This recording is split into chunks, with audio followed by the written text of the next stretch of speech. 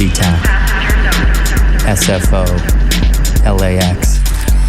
Lose an hour, gain an hour. I mean, I love waking up in the morning not knowing what's gonna happen or who I'm gonna meet, where I'm gonna wind up. I'm leaving on a jet. Once you cross the ocean and cut yourself loose, looking for something more beautiful, something more exciting, and yes, I admit, something more dangerous. Next time, let's go first class, all right? Check-in for that flight doesn't begin for another 2 hours, sir. This is your life, and it's ending 1 minute at a time. Yo, the 60 East, back with another episode of Life on the Road, THOP Fest edition. We got Omega on the boards today. We got a special guest in the building by the name of Young Drummer. Young Drummer, what's good? Yeah. What's up, man? I'm out here, man. You know, representing Pomona, California. You know, to the fullest. That's how we rocking, man. Hey, so we know you don't got a lot of time, man, so we're going to get straight to it. Let's talk about you for the people that might not be familiar. Let's talk about the come up. Omega actually showed me a video before you got here called My Whole Life. Oh, that's a throwback right there. That's when I first started. I didn't even think that was you. I was like, are you sure, homie? He's like, yeah, you were just super young. And I was like, oh, damn, Lo. You've been doing this thing a while then, right? Yes, sir. Actually, My Whole Life, that was one of my first music videos that I ever put out. You know what I'm saying? So, you know, it's been a nice, long journey for me and shit, but everything's going good so far, you know? Around that time, you were just doing your solo thing? Yeah. Well, see, what it was, a lot of people, I don't know if a lot of people know this, but I was producing. You know what I'm saying? My main thing is producing. So I wasn't really on my rap tip for that long and shit. I was just producing. That's all I was doing day in and night. You know what I'm saying? Just hitting the beats, hitting the pads and shit. And then, you know, it wasn't until a couple years after that when I started rapping. You know, and the reason I started rapping is because my little cousin went away. You know, he was a rapper, I was a producer, and he went away for 32 years. So, you know what I mean, I had nothing else to do but get on that mic and kind of get our sound heard ourselves. You know what I mean? Who were some influences via your production? Because I actually heard that you were a producer first and stuff like that, so I wanted to dig deeper into that. Well, you know, what kind of inspired me was a lot of old shit, like fucking Alchemist, you know what I'm saying? Hey. You know what I mean? Shit like that, you know, a lot of, Wu-Tang kind of older sound, you know what I mean? And, you know, a lot of different kind of beats, but I didn't start making beats like that. I just kind of got a little influenced by them and the way they made music and the way they were putting it on the map like that, you know what I'm saying? So their inspiration gave me my way to go ahead and find my sound, you know what I'm saying? So I didn't really try to imitate, but, you know, I just did take little sounds here and there, you know what I mean? Got you. I like that, like listening to a lot of your production, that it's real modernized, you know what I mean? Yeah. It fits in with the current landscape of hip-hop and stuff like that. It doesn't sound, you know, outdated or nothing like that. It sounds real current. What do you think that attributes to, like, what are, like, some newer producers that you're vibing with right now? I mean, I can't really name new producers because, you know what I'm saying, it's hard to kind of keep track because there's so many right now, you know what I'm saying? Everybody's, you know what I mean? But what I really try to do when it came to the AK-47 Boys sound, on one of the first mixtapes that we dropped, which was the Lost to Smoke Part 1, that's one of the mixtapes that was the first mixtape that I was a part of. I try to just put like a old feel onto trap beats and like shit like that, you know what I'm saying? So I would actually sample music, you know what I mean, from old school music, like from the crates and from shit that I would just dig up. But instead of putting that boom bap on it, I would put some, you know, trap beats on it, you know what I'm saying? And that's kind of how the AK-47 sound kind of formed, you know what I mean? Yeah, that's dope. I definitely dig the production. We're bumping a lot of it right now. On the way here, I was listening to a lot of it, and that's something that really stood out to me. So before we get into the AK-47 Boys, let's talk about what you were doing before that. You know, let's talk about growing up in Pomona. I know you said you were working with your cousin who went away. Yeah. Let's talk about, you know, around the time that first video dropped and everything you were doing. Okay, yeah. Well, see, what it was, you know, over there in the streets, I mean, Pomona is a grimy city, you know what I mean? Just like a lot of other cities around it, you know what I'm saying? So, you know what I mean? There was a lot of gang activity going on. I was born in the heart of the gang that I'm actually from, you know what I'm saying? So I kind of looked up to everybody that was around me and everybody surrounded me, you know what I'm saying? And they were all, you know what I mean, into the gang shit, which is cool, you know what I'm saying? That's a way of life, you know what I mean? Sometimes you're just born into it and you kind of don't see nothing else. Your older homies are doing it, your brothers are doing it, your friends are doing it, so you just kind of get involved with it. So it's like a way of life. It's not really something too crazy, you know what I mean? But from there, you know, I've had a talent since I was young, you know what I'm saying? Me and my whole family, we're like real music. We're influenced by music a lot. Like I started playing the drums when I was about 5 years old and shit, you know what I'm saying? And I really never really looked at music to be an escape for me until my older brother Smokey kind of put me on to a lot of different music, like Psycho Realm and shit like that. You know what I'm saying? He would show me a lot of different music. I remember we would go into shops and we would buy CDs and he'd be like, "Look, check this out. Look at what they do." Listen, he would just try to make me peep game. You know what I'm saying? And then yeah, you know what I'm saying. So I really didn't focus until, you know, until my cousin got 32 years to life, you know what I'm saying? And he was, I call him my cousin because he is my cousin, but he's really like my brother, you know what I'm saying? Like me and him kind of grew up together and all that shit. And then once that happened, my brother Smokey kind of told me, "Look, man, you're going to either be in the streets and run around and end up, you know what I mean, in the same predicament as he is, or you're going to buckle down on this music and do something," you know what I'm saying? Right. And he kind of took me under his wing, put the money that was needed to buy the shit that I needed, you know what I'm saying? He bought me my first beat machine from a pawn shop right there, you know what I'm saying, on Foothill in town in Pomona. Hey. You know what I'm saying?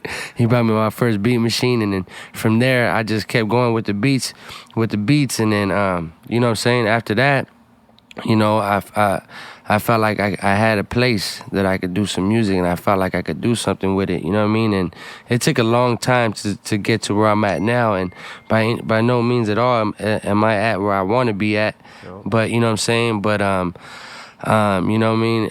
This journey that I've been on has really helped me focus and kind of get my mind right, and it's helped me provide for my family and take care of shit that I need to take care of, so, you know what I mean? It's a real good thing right now.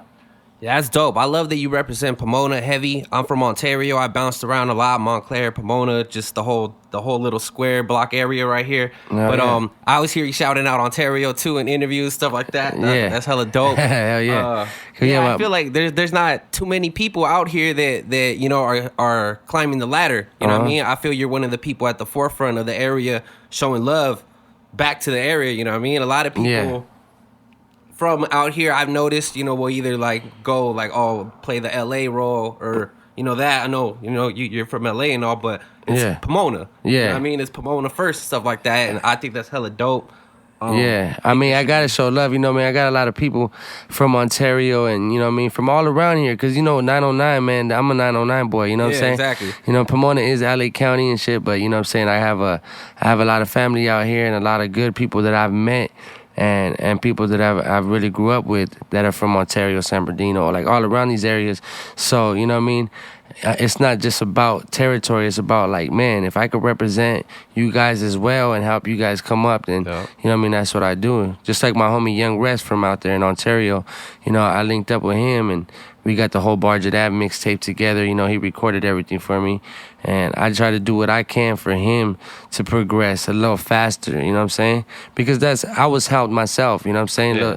Lil G helped me kind of put my name out there faster. So if I could do that for some of the homies out here, then, you know what I'm saying? I just got to give back any way I can. That's dope, man.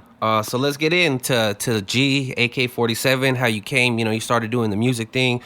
Kind of fell back from the street shit, put the music first, and, you know, now you're with the AK-47 boys, King Lil G. Let's talk about how that happened. Well, that happened just from we own a studio right there in Upland, you know what I'm saying, in Upland, California, me and my brother.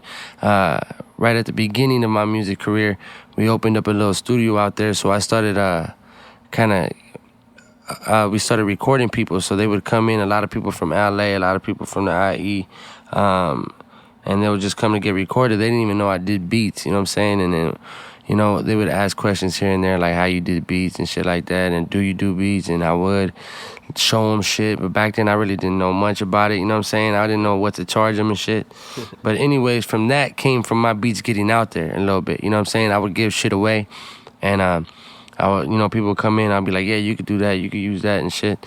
And then little by little, they started getting out there. And then I guess Lil G heard something that I did, on one of the records I did, and one of the records I produced, and we got in contact with each other. And it took us about a month to actually get in the studio. But when we did get in the studio, it was like the first beat that I paid for him. That's the one that he vibed out on, and it actually made it to the Lost in Smoke Part 1 mixtape. So that's how that came about. And after that, we kept in contact here and there and shit. And then, for the next project, he hit me up for that one. And I had a couple records on that one. And then, from then, he just, asked me to join the clique. And once I joined, man, it was just like a whole, adventure and shit. We were just coming up with new sounds and coming up with different ways to bring this music out and shit. So, it feels like it was just yesterday, man, but it's been about 4.5 years and shit. How do you feel? I mean, you guys are killing shit, man. The team is solid. I love the unity, and everything you guys built is dope. And how do you feel everything has grown from there to now? I mean, the growth is actually, the growth shows itself through the numbers that we that we do, on YouTube, and the crowds that we pull in through the shows and stuff like that. So the growth is obviously seen by that, but for us, it's just a normal thing, man. It's a normal day. It's a normal grind. Obviously, we're blessed to have as many supporters as we do, all over. But, in my mind, I'm still in the struggle like everybody else is, dog. Yeah, you know what I'm saying? And no matter how much money you have or no matter what you make off this shit, you gotta remember that shit could disappear in a second, dog. You know what I'm saying? So you gotta just keep that grind steady. You know what I'm saying? Because if you don't, you fall off, you get comfortable, then you could be back in to the start and shit. You know what I'm saying? So it's all about that, man. But the growth is great. And, I appreciate everybody's support, and it definitely feels good. You know what I'm saying? But nonetheless, it's still a struggle every day, man. You got to be on your shit, man. You know what I mean? Yep. So let's talk about everything you've been doing on your solo tip. We've been seeing the come up with the group and all that. Now I've seen you doing, a lot, releasing a lot more solo material and stuff like that. Yes, you got sir. the whole High Forever stuff going on. Let's touch on everything you got going on. Yeah, High Forever, man. High Forever was the name of my one of the first mixtapes that I released through the squad. You know what I'm saying? And I got a lot of traction with that mixtape. You know what I'm saying? What I did was I touched on a lot of shit that a lot of the smoker community, you know what I mean, and you know what I mean, because that's what I've been about, is smoking and chilling and feeling good and shit like that. You know what I'm saying? And that's where my mind was at when I dropped High Forever. So we turned that into a clothing line. So, you know what I'm saying? The High Forever, I mean, it's been supported real heavy by a lot of people. You know what I'm saying? You can cop that shit on highforeverstore.com, and the Instagram is High Forever Store. But anyway, so I did that with the High Forever, you know what I mean? And it turned into a little movement. And, you know what I mean? I talked to G about it, and he was just like, yeah, man, run with that, you know what I'm saying? So we could touch different bases, you know what I mean? Different crowds and different people that we haven't touched before, you know what I'm saying? So that shit was really good, and you know what I mean? A lot of people touch with it, and a lot of people still bang that shit. And it's probably about like a year and a half, maybe 2 years old and shit, But I went on to this next project, and that was this year, and we're actually doing the tour for it this year, you know what I'm saying? It starts next week.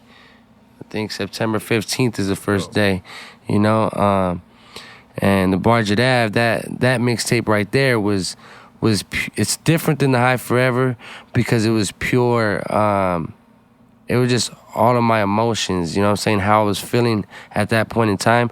So if you listen to it, you're going to be like, damn, this fool was mad as fuck. You know what I'm saying? You know what I mean? But it wasn't so much about being angry. It was about just getting certain shit off my chest. And, I did that while the boys were on tour. I stayed back to take care of that and take care of the clothing line. And, the aggression kind of got to me, so I just had to put it all on wax, man. I had to make sure that, you know what I'm saying, I got it out, you know what I'm saying, somewhere or another. Because if I didn't get it out that way, I was gonna be after motherfuckers' heads, dog. You know what I'm saying? But it actually was good because it touched a lot of different people in different ways. You know what I'm saying? I touched on a couple touchy subjects that I never touched on before. You know what I mean? That's you know what I mean, drugs in the neighborhood and shit like that, and how I seen it change some of my homies. You know what I mean? Some of my close homies, I seen drugs change them to the point where I didn't even want to fuck with them no more. You know what I'm saying? So I think it really resonated with a lot of people, and it's doing really good, man. Like I said, the tour's coming up, and I'm gonna be performing, you know what I mean, performing the whole Bar Geneva mixtape, and that's where I'm actually gonna be performing some of them songs right there at the Ontario show, September 16th. You know what I'm saying? So, you know what I mean? I'm looking forward to the show in Ontario, man, because I know I got a lot of people. I just did my release party in Ontario. That was a few months back, and we had about 600 plus there. You know what I'm saying? Yeah, I had heard about that, and I was with my baby mama, and we were going to go get something to eat. We were driving up Euclid. I'm from Ontario. I was around the corner. I'm right here driving up Euclid. And then I see the light around the corner, and I was like, yeah, that's right, homie. I was like, that's cool. And right then and there, I told her, I was just like, yo, for the festival, man, I want Homeboy. He's from the area. I want him at the show. We need him at the show. You know what I mean? That's I was dope, just dog. like, yeah. I had been seeing the come up. We happened to swing by, and I was like, yeah, that's what I wanted to see, man. You know what I mean? Hell yeah, man. I appreciate you having me too, man. You know what I'm saying? Right now, I'm trying to expand. You know what I'm saying? I'm trying to get everywhere, and I'm trying to put my music on the forefront. You know what I'm saying? And put my message on the forefront right now. And the message is that we need unity amongst ourselves right now, dog, because we need to grow, homie. You know what I'm saying? And a lot of this competition that's going on, it's really hurting us, you know what I'm saying? Yeah. Like, you know, we could do a lot more, you know what I'm saying, as a team than we can do solo, you know what I'm saying? Yeah. And don't get me wrong, this, you know what I mean, everybody that's on their solo tip and shit like that, you know what I'm saying, you know what I mean, that's commendable, and I respect their grind. But, you know what I mean, us as Mexicans and the whole Latin community and shit, I think if we kind of form together and start working with each other more, that you know what I mean, we'll get more of a foundation for people to actually start taking us seriously. You know what I mean? I completely agree, man. Like, I started touring Europe. Like, I toured the States a lot, and then I was like, man, I'm gonna go try Europe. Like, after like 2 years ago, and I just kept focusing there. I stopped performing out here, and I just go to Europe every couple of months, come back with some good dough, make a lot of fans out there, and come back and just kind of play cool out here. But I noticed that, like, people need to start working together, man. Like, and then so that was one of the reasons I wanted to throw the festival here, was because it's like, yo, I want to bring something back, give other cats in the area a voice to the community, and bring a lot of the businesses, the shoe stores, the barber shops, the car clubs, the graffiti artists, you know, the hip hop artists, and bring them all in one place. And show, you know, the community and, you know, everybody watching that we got some shit. We can do this too. We got some shit around here, man. Yeah. So I know you got to go, so we're gonna go through some real generic questions. Best show and your worst show. I don't know which one you want to do first, but I mean, the best show, and it's really hard to pick because, you know, we done the Novu, we've done we done, you know what I'm saying, we've been out of state with a shitload of people. You know what, I gotta say, the Cannabis Cup was one of the top. You know what I'm saying? I can't say it's the best, but it was one of the top ones. You know what I'm saying? Usually, just to tap in, weed events, like I perform like some weed events in Amsterdam where people are smoking gang of weed. They're usually kind of dull. Like, the crowd is usually so fucking high, they're like not too responsive. But like this, so it's funny you say that because I've heard a lot of people complain about that. But all right, so what was your worst show? I mean, the worst show had to be when you know what I mean, everybody goes through this, is when you start, you know what I'm saying? But I don't really mark it to be my worst shows. You know what I'm saying? I just feel like you know, those were the hardest shows that I had to deal with. Yeah. You know what I'm saying? When you first come up and, you know, you're standing there in front of 10 people. Yeah, that's people. What I like letting people know, because a lot of people think shit happens overnight. Hell no. They don't realize before you got to the weed, that big festival, the big weed event, you know, you're performing in front of a group full of people. And those shows are the ones that stick with you. Exactly. One of the best pieces of advice I got was, it's easy to perform in front of 1 million people. It's hard to perform in front of 5. You're right. And like that's why I always ask, Yeah. what was your worst show? Because those are the things that stick with you and that make you. You know what I mean? The thing about my worst show that it's kind of a hate it or love it type situation. I'm not hate it or love it. It's like a love hate type situation. Is because there was a little bit of people there, but on the side of that, I had my family and my close homies, people that support me now, were there. Dope. You know what I'm saying? So. You know what I mean? It's kind of a love-hate relationship with that. But, you know what I'm saying? It's always hard to perform in front of a few people, but that's where you got to start at, man. This shit did not happen overnight. You know what I'm saying?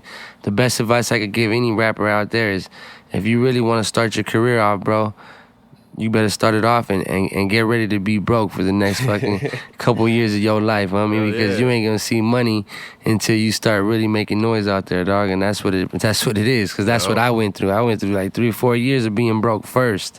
You know what I'm saying? Hell yeah. And then once money started coming in, that's why I never take it for granted. No matter what money comes in here and there and shit. You know what I'm saying? I still know exactly where I started at and how fast that shit could go. So I just try to keep everything, you know what I mean, 100, man, and give back as much as I can.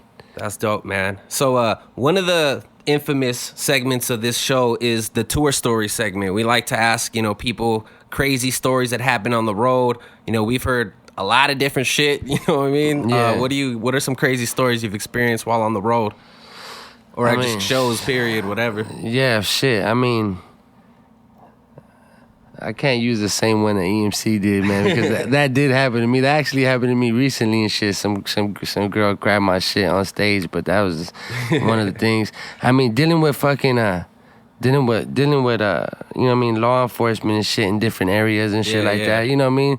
Nothing too crazy has happened, man. We like to keep it, you know what I'm saying, as safe as we can and shit, you know what I'm saying? But I really don't have nothing too crazy that's fun, you know what I'm saying? I have some bad shit that's happened at my events, man, you know what I'm saying? And you know what I mean, but it ain't really nothing to laugh about, you know what I'm saying? Yeah. But you know what I mean, as far as that, I mean, just dealing with some bullshit ass cops and you know what I mean, shit like that, man, you know what I mean? Trying to take blunts out of my mouth while I'm on stage and shit, you know what I'm saying? Just like shit like that, you know, that has happened a few times. They tell us we can't smoke. And, you know what I mean, when I get on stage, I'm sparking it, you know what I'm saying? And, you know, I had a security come and literally take that shit from my hand. I was like, motherfucker. Yeah, we're spoiled Cali rappers, man. When we go out of state, we act like it's Cali and we be sparking up everywhere. And people be like, yo, you can't do that shit out here, bro. And especially overseas people, I'll be like in Germany, they're like, yo, if you get caught with that, you're fucked, homie. Yeah, exactly. So rappers keep the weed hidden securely. Oh, yes, sir. So we're gonna end on the note of a lot of up and coming artists listening to the show. So if you had 3 pieces of advice to give to them, what would it be? 3 pieces of advice is if you plan to make this your career, make it your full-time job now. You can't do this part-time. You know what I'm saying? It's hard to do it part-time. I'm pretty sure people do it, but it's very hard to do it part-time. You know what I'm saying? And the second one is prepare to be broke, you know what I'm saying, for a couple years, because I quit every job I had before I really committed. Yep. You know what I'm saying, to this. You know what I'm saying? And the third one is it's cliche, but don't give up, man, because it's going to get hard. And you know what I mean, when you see that empty crowd and when you see your views going up slowly, it's going to get hard, man, but you just got to stay on it and don't be discouraged. So I think that's number 3, don't be discouraged. You know what I'm saying? Thank you for coming through. Much love to Young Drummer. Make sure to check him out. Representing Pomona, California, heavy. Any last thing you want to say? Shit, check us out, man. The Bargett Avenue Tour. You get your tickets at BargettAveTour.com. Check out my clothing line, HighForeverStore.com. I'm going to be out there, man, for all the fans, and I'm going to be giving away some free shit. And I'm going to try to meet everybody in that motherfucking spot. So, much love to y'all, man. Young Drummer, we out. We checking out another episode of Life on the Road with 60 East, Stop Fest Edition. Much love to Omega for hosting the boards, and we out. Peace.